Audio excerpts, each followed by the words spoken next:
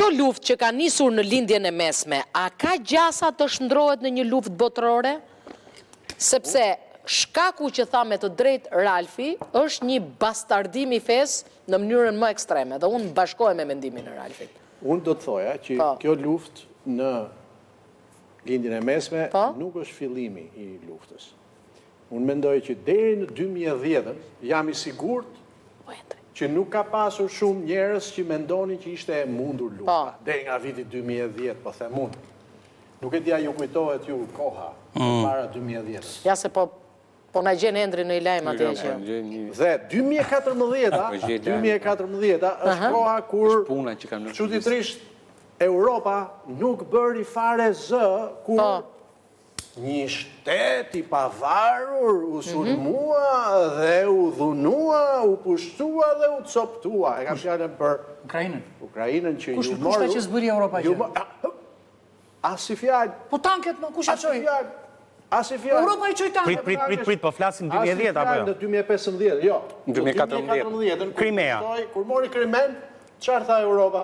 Asi gjë nuk tha Europa, akoma merrte gaz nga Rusia. Sa ishte 24 orë apo jo? Bam shumë. Është qetë fare. Hyn në Krime. Endri.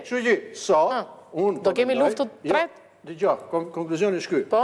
Domethënë, nga 2010, unë po them 2010 kështu si numri plot, që mund të mendojmë kishim një mendim që nuk mund të ketë më luftë në këtë botë të qytetëruar në të cilën po jetojmë ne dhe një botë. Nuk e mendonim.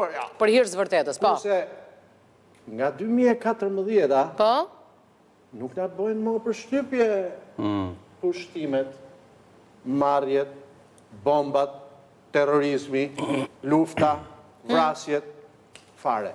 Endri? Dhe prandaj, lufta e tretë për mu ka filluar me normalizimin e kësaj gjendje dhe frika ime është në këtë kontekst me luftën në Iran, është që nuk do ishte një çudi që në bombë në një kështu si quajmë ato predhat në the missile. Që gabimisht t'i gjunte asaj... Turqinë e gjuajtën. Asaj Al-Aqsës. Al-Aqsa mos? Xhamia, po. Xhamia. Po, e famshme. Po me u gjujt ajo. Preket gjithë thelbi. Me u gjujt ajo. Jo të thel, varet se si kanë perceptive njerëz. Ajo që po themun është, nuk ka një befasi nëse do kishte... Endri? Zjerohet konflikti. Endri, po? Për luftën e tretë.